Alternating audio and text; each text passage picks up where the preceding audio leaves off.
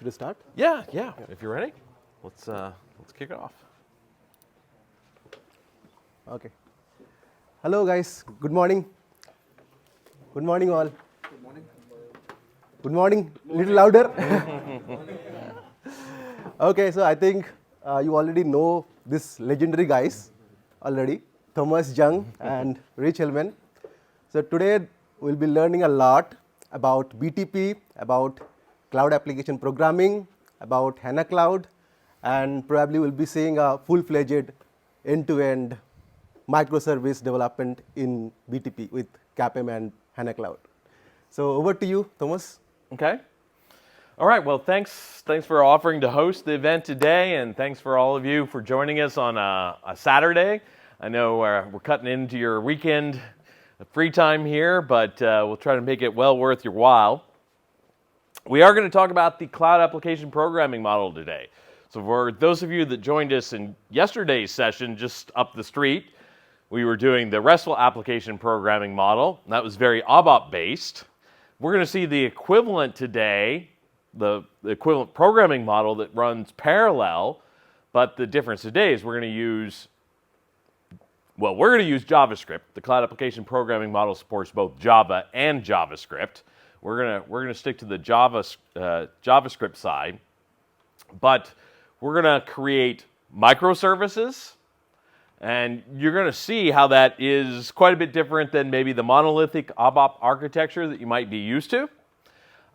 This particular CodeJam also focuses heavily on the Hana aspects, because if anybody in here has done Hana native development, as we've called it for the past, 10 years or so, with the XS, then became XS Classic, the repository-based calculation view development, the tooling that we used to use, Hana Studio, and then Web IDE, all that has evolved into what we're going to use here today, which is going to be the cloud application programming model and the business application studio as our primary development tool.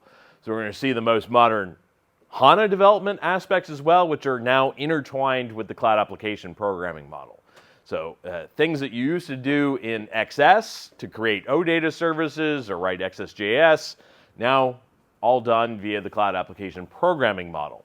But you can also do cloud application programming model to create extensions and custom applications, even separate from Hana native development. We're going to intertwine the two here today. For instance, we'll create a cloud application programming model project. We'll do some basics with it so you can get a feel for it. We're going to deploy it to the Hana database right away. So you can use SQLite for local testing, but I prefer to deploy immediately to the Hana database and do what we call hybrid testing, which will allow you to test locally but connect to a remote Hana Cloud database. And that way you can immediately take advantage of Hana Cloud specific artifacts and features. And then we're going to create a calculation view using the Business Application Studio. So maybe some of you have created calculation views before, but maybe you've used Hana Studio, the old Eclipse-based tooling, or you've used the Web IDE. So you'll see how it's done in the Business Application Studio, and then how we integrate those calculation views back into the cloud application programming model, because they're not immediately available. We have to do a little work to bring them into CAP. Then we'll do the same thing with a SQL script procedure. We'll put a Fiori UI on top of all this. We'll put some security on it, real security. That's one of the harder parts of this workshop, but I think it's good to, even if we struggle with it a little bit, it's good to know how to put real security. Too often we do workshops and we'll have you don't put security on it, make it wide open, and then you don't know how to do real development, because you always have to have security on anything you're going to deploy for a customer, right? So we'll work on the UAA security, and then we will deploy to BTP. And maybe not everybody will get everything deployed, but you'll at least get to see the experience for packaging and preparing for deployment to BTP. I do understand it's a Saturday. people have to leave early, we'll try to get through the best stuff at the beginning, which is getting started in this environment. And then, of course, you can continue the exercises later on your own. But a lot of the value today is the fact that we can walk around, help you answer your questions, things like that. But we are going to be using the trial system, so you'll continue to have access to everything that you build here today when you leave. So, what is the cloud application programming model? You might be completely new to this, or we might have people in the room that have some experience already using CAP, or the cloud application programming model. Well, the idea of CAP is, obviously, we're building in this non-ABAP space, right? And as soon as you exit the ABAP space, even if you're building SAP apps and doing them for SAP BTP, you immediately have just an overwhelming amount of options.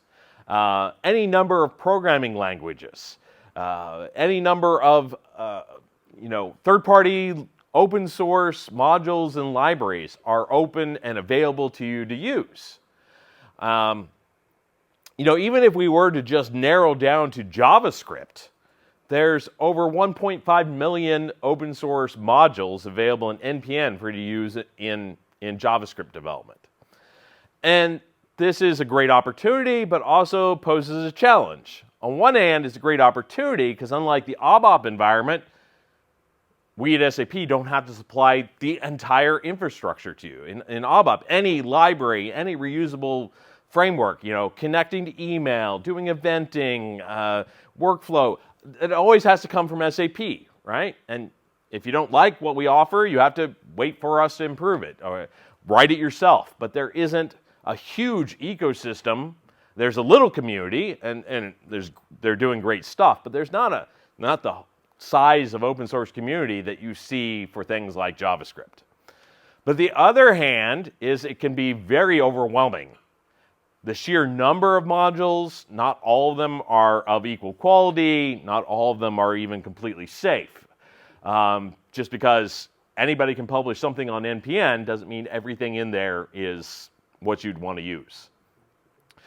So we got a lot of feedback from SAP, from early customers and partners, that this is great, how open this environment is, how I can go get resources, JavaScript or Java resources, and I'm not constrained. I can hire people right out of university and they know JavaScript.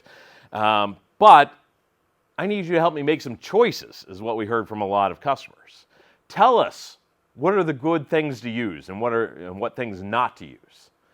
So that's really the first thing that CAP is responsible for, is being an opinionated model, where SAP has already made some of the technology choices for you.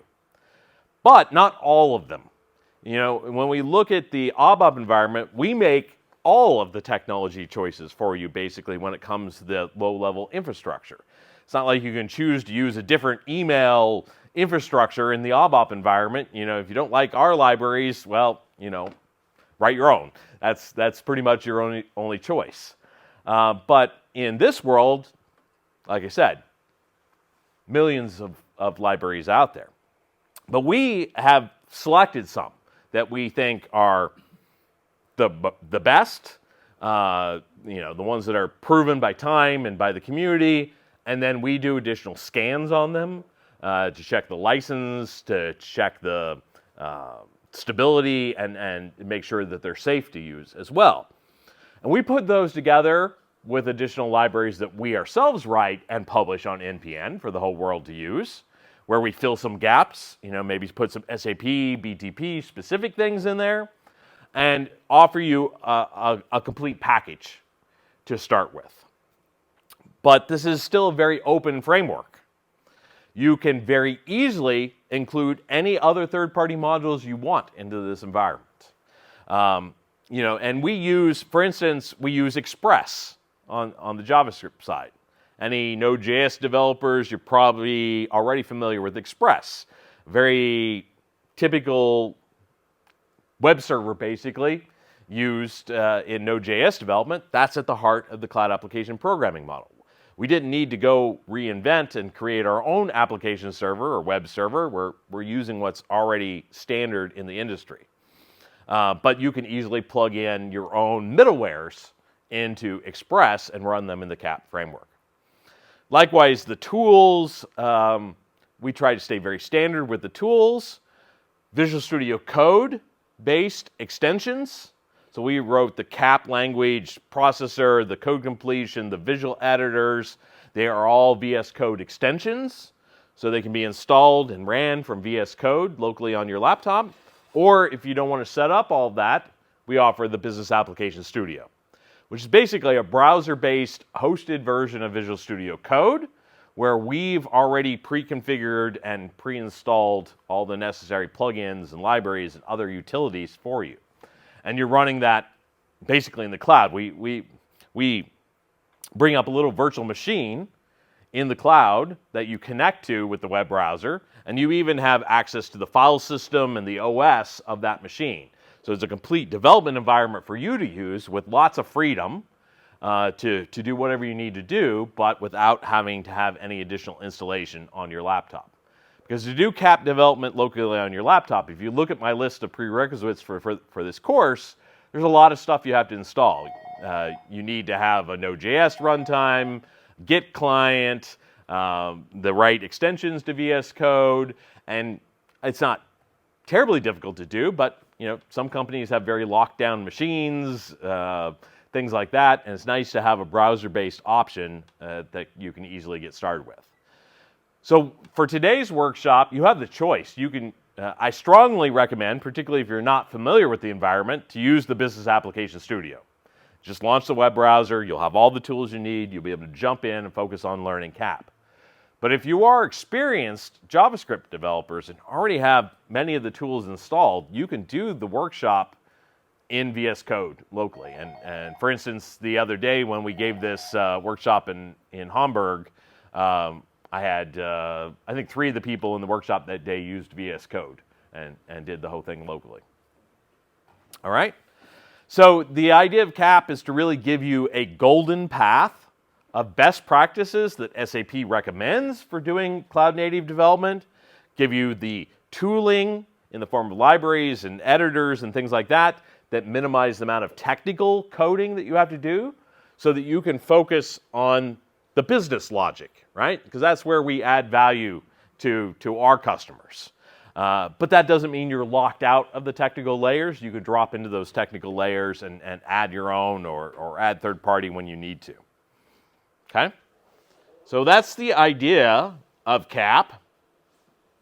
What does a typical CAP application look like? Got to get through all these animations. 3 layers primarily. We want to generate, we use CDS, Core Data Services, as the main language here to model most of what we're doing. And using the CDS syntax, we're going to be able to generate HANA database artifacts, tables, views, and other database artifacts. We're going to have the ability to expose services and to consume services as well in this middle layer. And we use CDS to define those 2 things as well. And only when we need to code to enhance those, like to implement an action inside of a service, do we drop down into either Java or JavaScript. And then finally, we're going to be able to build Fiori UIs, but also using CDS to add annotations to the data model, which are exposed by the service, and then interpreted on the client side to build the UI dynamically. So heavy reliance on server-side modeling here, even get us through all these 3 layers. Okay? Now, built in, not only do we expose these services, but we bring a lot of cloud qualities in here. If you come from the ABAP world, there are things that you probably just expect from any kind of development framework. Currency logic, like managed services with automatically recording of user date and time, last updated and who changed it. Unit of measures. There's all these common things, language translation capabilities that we expect in the enterprise world that many open source projects don't worry about all that much. And that's the other thing that CAP brings, is we bring those enterprise qualities into this framework automatically as well. Now, while we have really good support for the SAP provided options here, so for development tools, the SAP provided option is Business Application Studio, but you're not locked into using that. If you don't want to pay for Business Application Studio, you don't want to use that, you can go get VS Code, install the free extensions, and you can do the development in VS Code. Heck, you could do the development in a plain text editor if you wanted to, for the most part, other than like calculation views. But everything else you could pretty much do in a plain text editor. Fiori, we've got the annotations that can generate and be used in a Fiori UI, but you're not locked in or required to use Fiori. We expose RESTful endpoints, we expose GraphQL endpoints, so you're not locked into OData or Fiori or annotations. You can just as easily put a React UI or whatever else you want these days. A UI on front of the CAP service, it's going to work. Hana, okay, so we say we don't lock you into Hana. A little bit. So from SAP, we deliver support for SQLite and Hana. But SQLite is only supported for non-productive instances. So it's good for development, but when you go to move to production, you have to use Hana. Now the community has developed a Postgres adapter, and there's a couple of other open adapters in use, or in progress being developed. So we have created a framework where other parties, including the community, can plug in other database support. But officially from SAP, for production scenarios, only SAP HANA is supported. So we could debate how locked in or not locked in that is. But to do this, we try to abstract the target, right? So like with the Fiori development or the service enablement, you create a service endpoint, but you don't specify that it's OData or that it's Graph or that it's RESTful. We can, from a single endpoint, we can do all of those things. We tried to abstract the database as much as possible. CDS tries to be database agnostic in its definitions. It's only when we get into things like calculation views that we have to drop into HANA native syntax. And then we also have support for extension scenarios. It says planned. Ignore that because it does work, but basically you can pull in services from like the API hub from S/4HANA or SuccessFactors or Concur, and you can extend them using CAP. You can add additional fields, additional logic, create wrapper, mashup services. So CAP is really well suited for doing side-by-side extensibility, right? If the core application is S4, you don't use CAP to go in and implement a BATI handler, right? That's the domain of ABAP. But CAP sits to the side of these applications and is particularly good at interoperability between multiple SAP applications or SAP applications and non-SAP applications. Its openness, it's being based upon open standards, Java and JavaScript, make it a good interoperable extension framework, right? Now, what all do we offer as part of CAP? It's not just the programming language. It's not just the data modeling and the creation of the UI. It's meant to be the entire life cycle, right? So part of CAP's functionality is also the provisioning of the services on BTP to make that easy to bundle and package that together. It's also, if you want to do continuous integration, continuous delivery, it's building the pipeline. It's packaging and providing libraries that work good with a CI/CD pipeline. It's obviously deploying to the database, but it's also some memory caching. It's connectivity using BTP destinations. It's passing through API management service. It's dealing with the authentication and identity management. There's tools and libraries to help with the monitoring and profiling and scaling as well. So it's the complete package that you need to both build, run, and test your applications. And it's the full range. It's the data model, it's the services, it's the UI. complete CAP application is a full stack application. It's all the layers. But CAP also focuses here on, like I said, the development, the running the application, and testing your application. There's tools for all parts of the lifecycle. Now, I've already talked a little bit about this, each of the layers. So at the UI layer at the top, we've got support for OData v2 and OData v4 right out of the box. So that covers the ability to create all kinds of Fiori applications, and that's the recommended starting point. But of course, you can use the service endpoints in non-Fiori. You can use them in regular UI5, freestyle. You can use them in non-Fiori UI5. You can plug them into SAP Build. There's a variety of options there on the UI. But if you do choose to use Fiori, then CAP comes with support out of the box for draft. I can show you a demo of what draft is later.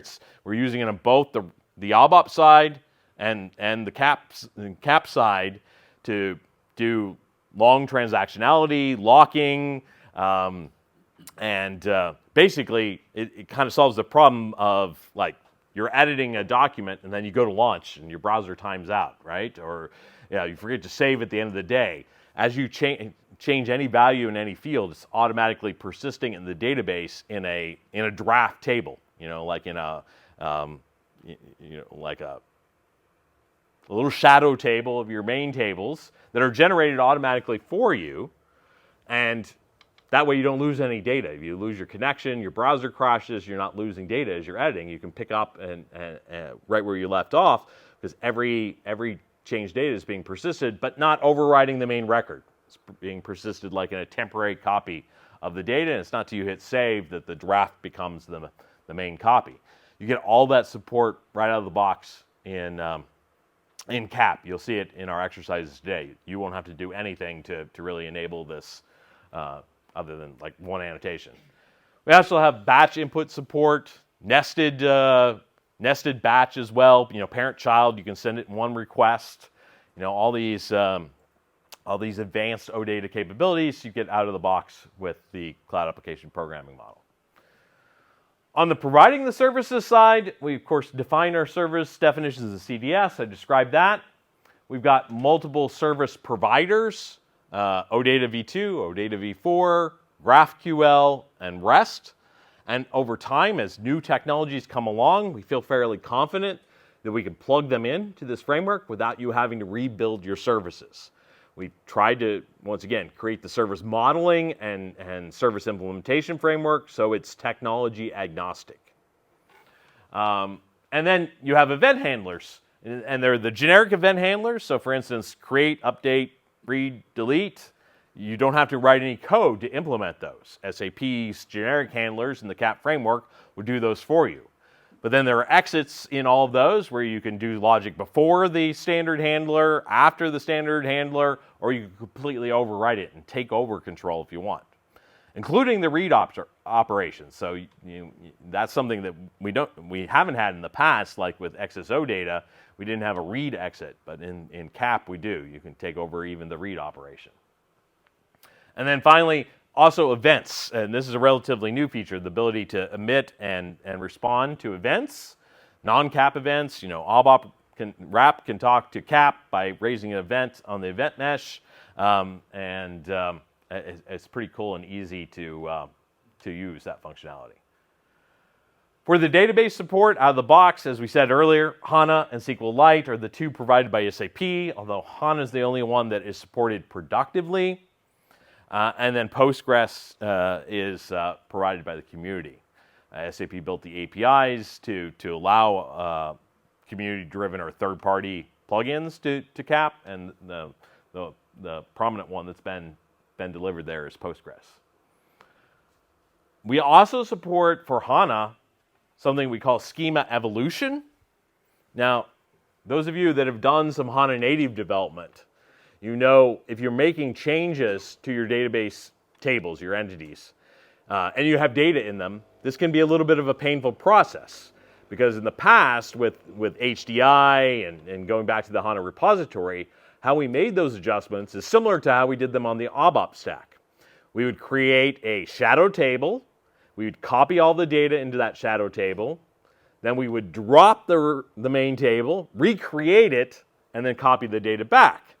Now, we use that approach because we couldn't know what all the history was. What did you change? What all did you change? So all we knew is this was the state of the object now, and this is the state of the object that you want to get to, and the only way to get there was drop and create it fresh. But that's a really expensive operation if you've got a lot of data, and it can take a long time, it can time out. So schema evolution, what it does is it tracks the individual changes that you make to the target object. And it doesn't just compare the original or current state to delta state that you want to get it to. It figures out all the things that need to be done to get it to that state. And then it generates the individual SQL statements that will get you there. So instead of doing a drop and then a recreate, it does all the alter statements that will get you there, or drop column, alter table, add column, whatever needs to be done, it will do, and therefore the data can stay in place. Now, obviously, if you're making a breaking change to a particular column, like you're going from a character data type to a numeric, it can't know what to do with that data because it violates the new rules. And at that point, it will still stop. But in most of the common scenarios that people do, it would be much more efficient because it would just do alter table, add column. And in that case, there's no reason to copy the data around. Now, so CAP supports that feature. For about a year now, it's supported that feature. And it creates a log of your changes as you go, and then generates an HDB migration table behind the scenes. And that's what CAP is doing here. You're going to use CDS just to change the entity to say whatever you want it to be, and it's always generating SQL, right? HANA native artifacts, HDB table, HDB view, HDB migration table, in order to get them into the database. And then we have the ability to consume services as well. I talked to that a little bit earlier. Particularly good on consuming the pre-built S4 services, but most anything that's OData, EDMX, we can pull that in and generate a little proxy object in CAP and consume that. It's actually the Cloud SDK that we use to do that. The Cloud SDK is embedded inside of the CAP framework as well. Okay. So kind of to wrap up here, reiterate that CAP is all about SAP providing you opinion on what to use and how to use it, but not locking you into that opinion. Staying very open, very flexible for you to plug your own stuff in.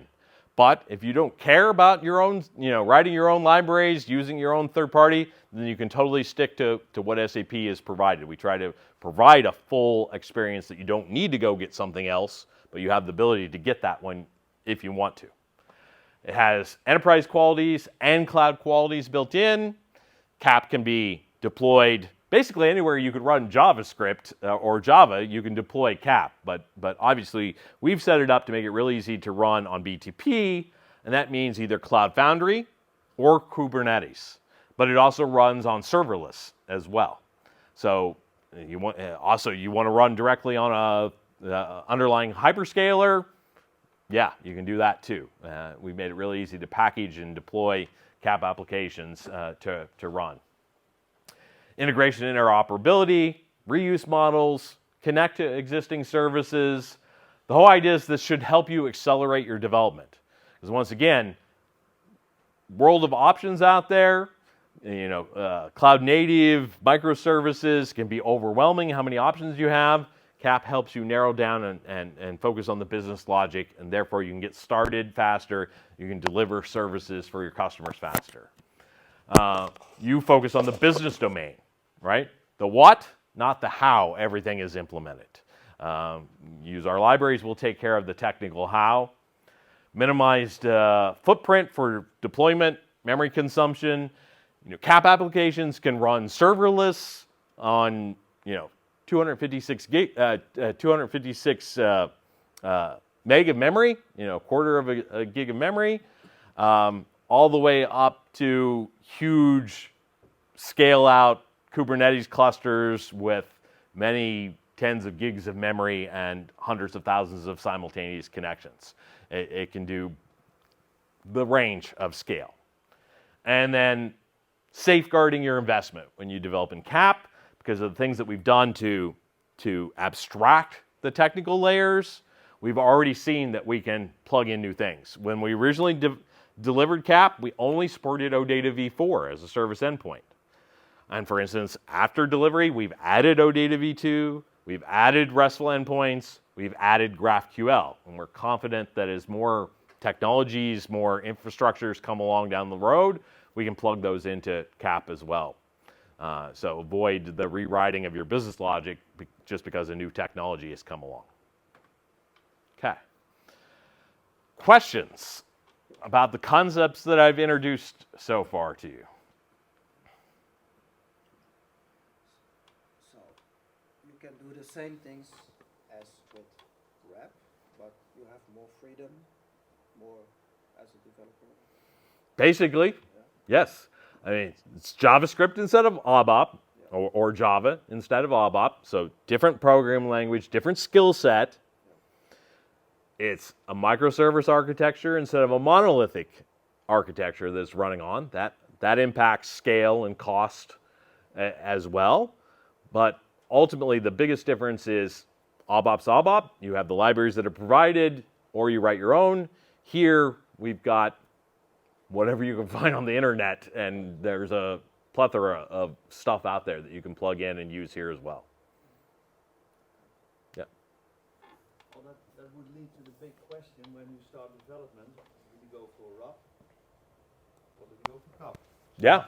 How do you get into such a question? Yeah. I have a slide in a different deck that shows them, and I put it on an opinionated scale, because down at the ABAP level, that's extreme opinionation. You're letting SAP make almost all the low-level technology choices for you, which is fine for many of our customers. They want that. And then you move over to CAP, and you've got less opinion, but still a lot of opinion, where SAP's making technology decisions for you. And then you've got roll your own, just write your own whatever and deploy it raw on the cloud provider. Build your own containers, build your own OS. I mean, and we've got that full range that you can choose from. And you've got to look at what skill sets do you have available. First and foremost, do you have an army of ABAP developers? Well, then you're probably not going to do CAP development. Vice versa, do you have no ABAP developers? Well, then CAP's probably right up your alley. So that's the first criteria. Second criteria, look at the technology and the business requirements from a technology layer around scalability, concurrency, because microservices, CAP, scales differently than ABAP. And depending upon your requirements, if I have a departmental app that 50 people are going to use, I'm probably not that concerned about the differences. But if I've got an internet-facing app that's got to be hit, what I assume day after Thanksgiving, is that a big online sales day here too? All of a sudden you've got 100,000 simultaneous requests coming in. Well, ABAP's probably not the right choice to do that. And Kima combined with, or Kubernetes combined with CAP probably is. And then look at what you're interoperating with. ABAP obviously has advantages from a common data type model when you're talking to S4. So it has some advantages there, say over CAP, although both of them work. By the other token, if I'm not working with S4, I'm working with SuccessFactors, Ariba, or third party, then the openness of CAP has certain advantages. So those are the main criteria that you've got to look at, and assign a value to each of those things, and then see where you lie. But I think your available skill set is probably the number one choice, or the number one criteria, And most people make the decision based upon that alone. So I'm assuming both are future-proof, right? Hopefully. Designed to be, yes. What would be then more interesting is when the requirements are changing and you have to maintain the app, which is easier to maintain, or with a shorter circle of investing time, you know?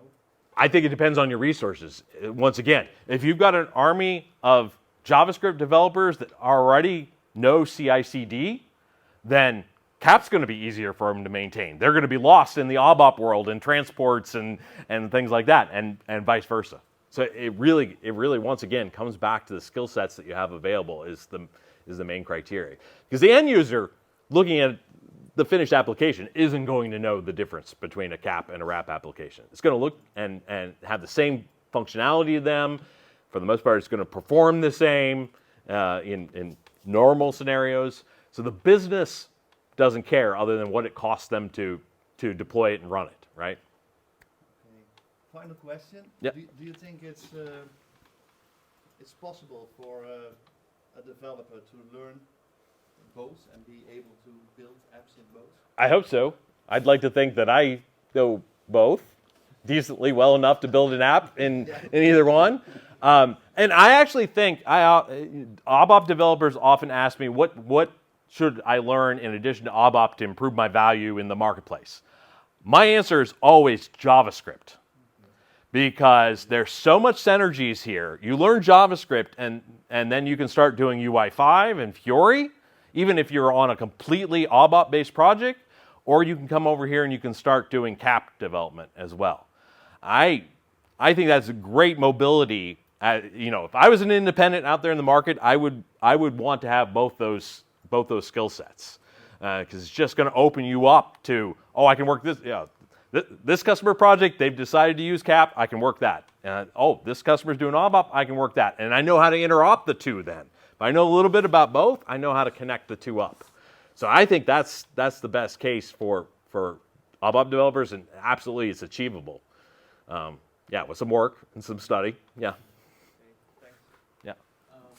Is there any use case, like for example, there is a hybrid scenario where we have API which needs to be called in the S4, let's say creating a financial document, and on top of that, if we create a CAP application, are there any benefits to that kind of implementation?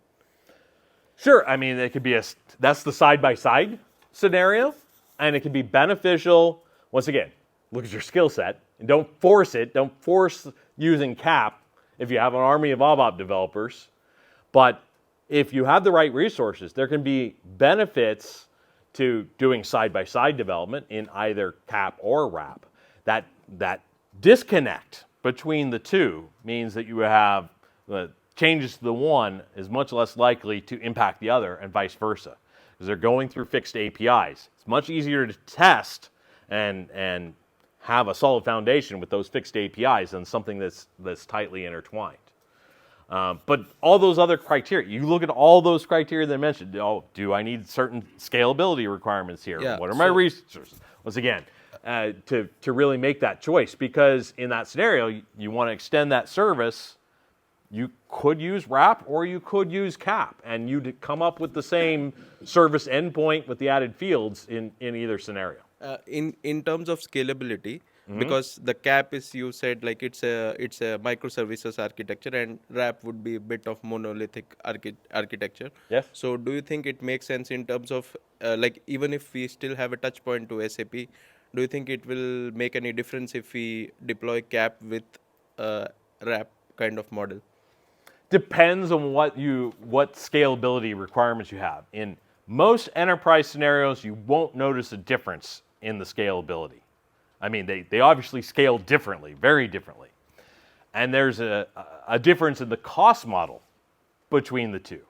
If you have a single service to run in RAP, and you've got to fire up a whole ABAP application server to run that one service, that's not very cost effective.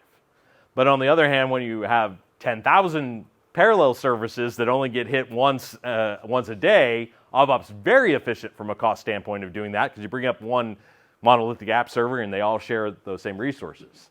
On the other side, CAP, If I've got to bring up one service, well, I just pay for the hardware to run that one service. But 10,000 services need 10,000 containers. So they just scale differently, right? And you got to look at your overall architecture to figure out what is right. But until you get to that super high concurrency scale that I mentioned, technically they're gonna serve the same, right? Now, when you get in that super high scale, the ABAP monolithic architecture has some limits. I mean, we've worked around those limits by adding more app servers and things like that, but eventually you come back to a bottleneck of a single database server, the NQ server. We start to hit some bottlenecks. You don't hit those until you get to internet scale, right? Amazon scale, right? But CAP on Kubernetes can reach that internet scale. So when you need it, there's an option there for it. But that's rare in the customer, Yeah. in the SAP ecosystem, Yeah. right? Yeah. Thank you. Yeah. Your advice for SAP of ABAP developer is still to learn or focus to the JavaScript, and yeah, before Wrap there was always the switching to as a Java developer for SAP ABAP developer. It was very difficult. And then when Wrap comes in, we hear that still a lot of things will be done in backend. Yeah, And sure. then for how far we need to learn JavaScript still, because a lot of things will be done in the backend. Well, like I said, I'm not ABAP developers all need to switch to JavaScript. I don't ever say that. If you're an ABAP developer, there's a bright future for you doing ABAP development. What I was saying is when people ask me what they should add to their ABAP development skills, I think JavaScript is the obvious best choice to add to grow your skills. They're complementary. They don't replace one another, you know? A lot of S4 work, a lot of that can be done in ABAP. Great opportunities there. But you want the best opportunities as an individual, combining your ABAP knowledge with some JavaScript knowledge so that, like I said, you can do the front end, the UI5, and you can do the CAP alongside that. It just opens up more opportunities for you. And you're going to start to see things where I think learning both makes you a little better in both environments. You start to bring patterns over from the ABAP world that you know and use them in JavaScript and vice versa. You know, there are good programming patterns that have developed in other languages that never made their way into ABAP, and you just stay in ABAP, you know, it just broadens your horizons too, right? So it's not about, I lived through the whole stop doing ABAP, learn Java phase in the SAP ecosystem in the NetWeaver days. That's not what I'm suggesting here at all. I'm suggesting that JavaScript is a good complementary skill to have alongside your ABAP skills. But my question was again, do we need also the same knowledge of JavaScript as we needed before Wrap? For example, if you mean before make CAP? if you create a new application in UI5 from scratch, still we need those knowledge, or of a small knowledge of JavaScript will be enough with the Wrap. With Wrap, I mean, you can build a Fiori UI with annotations and stay completely on the ABAP side. And they think, 75% of most business requirements can be met with a Fiori UI done in annotations. But are you a better ABAP developer if you know how to go in and use some UI5 and you can fill those 25% gaps? Absolutely. Do you have to be the world's best JavaScript developer to do that? No.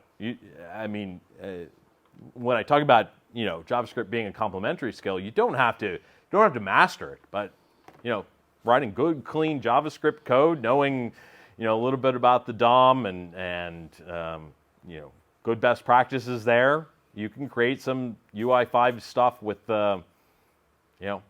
with some baseline knowledge. I'm not suggesting you just learn how to do Hello World, but no, you don't have to become a deep expert in it either. Okay, thank you.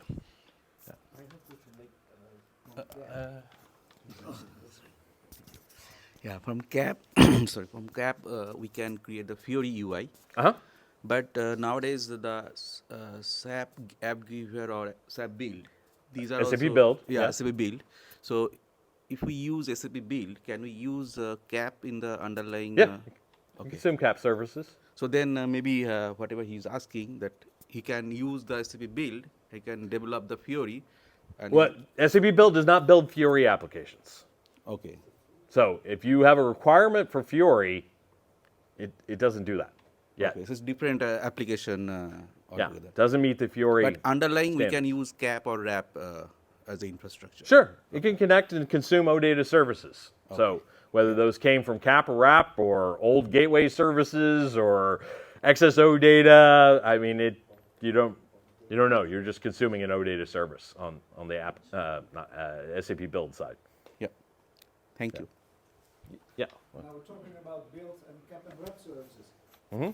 How do you do that with cap and wrap service and build? How do you do that with authorization?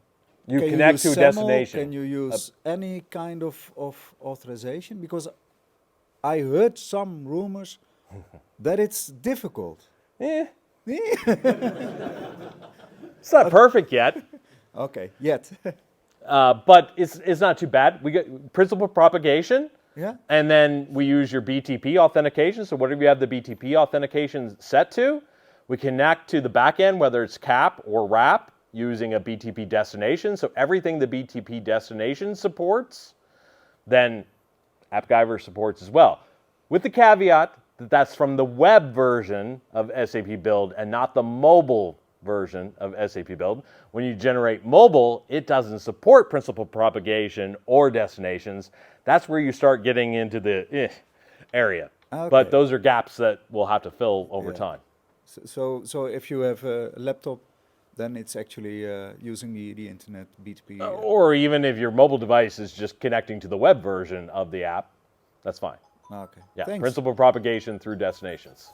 Yeah, thanks. Yeah. Any other questions? Yeah.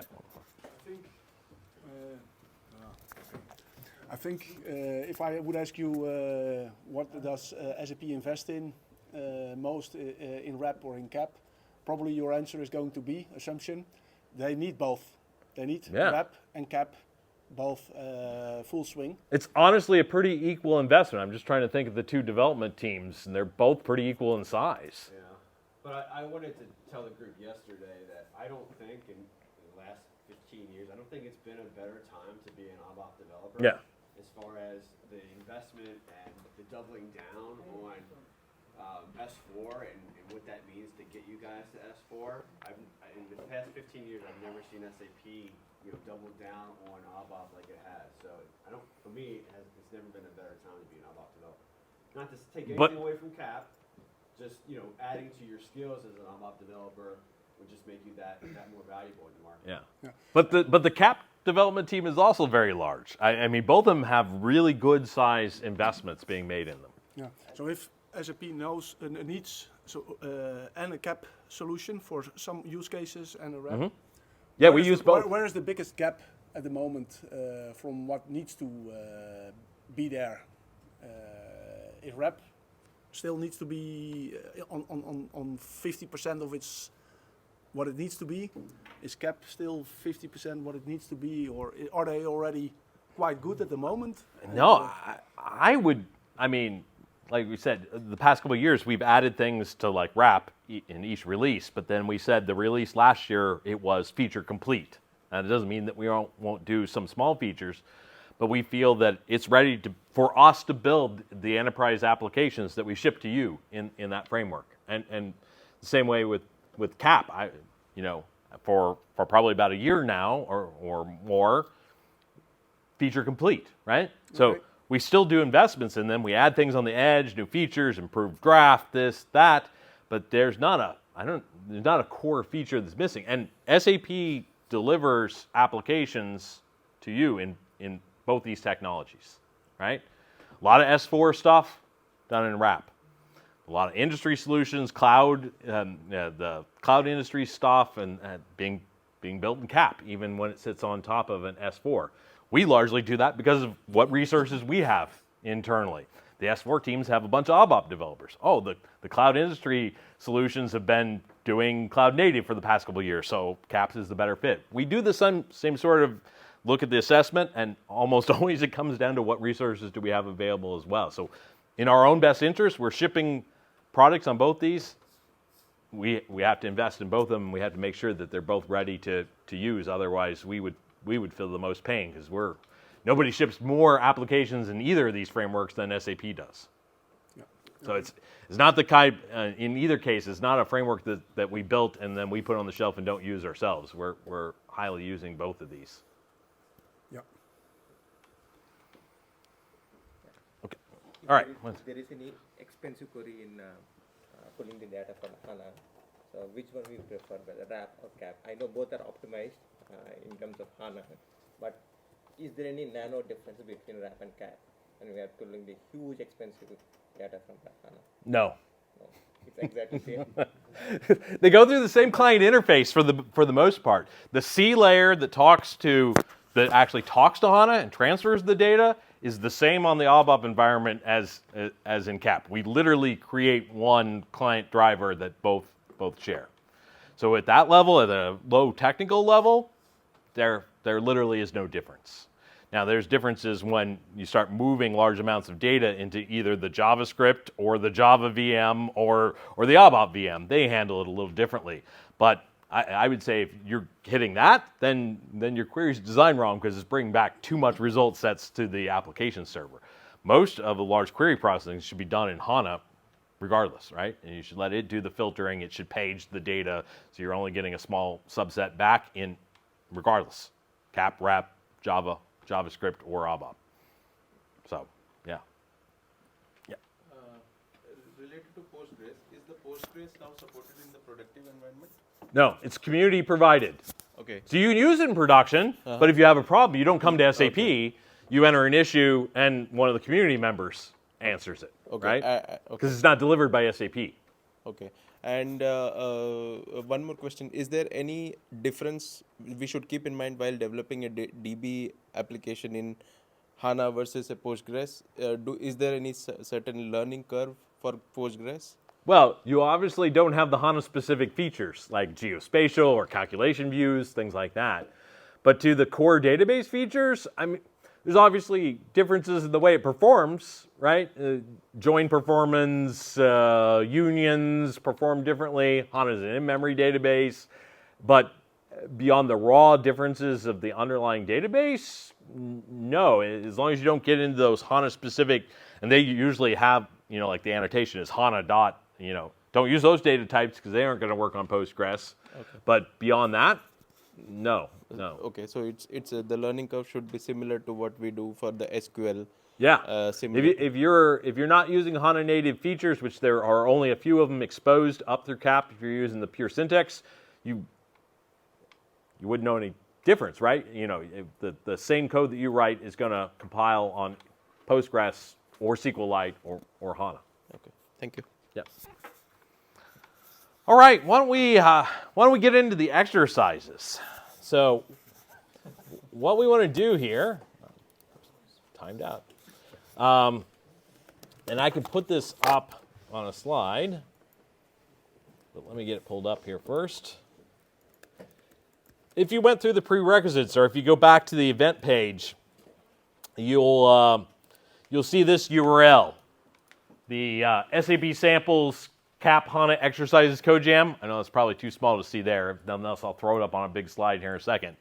But this is where all the instructions are. So you come to this URL. You've got prerequisites, which the main prerequisite, if you haven't already done it, is to sign up for the BTP trial. So how many people have already done the prerequisites and signed up for a BTP trial? Okay, only about half the room today. If you don't have a BTP trial, that's the first thing you have to do. You do have the option of either the free tier or the trial. But the major difference being the free tier, you have to put in a credit card. The trial, you do not. The trial does expire after 90 days. The free tier does not. But if you haven't signed up for either until today, the free tier can take a couple hours to get your account created once you put in a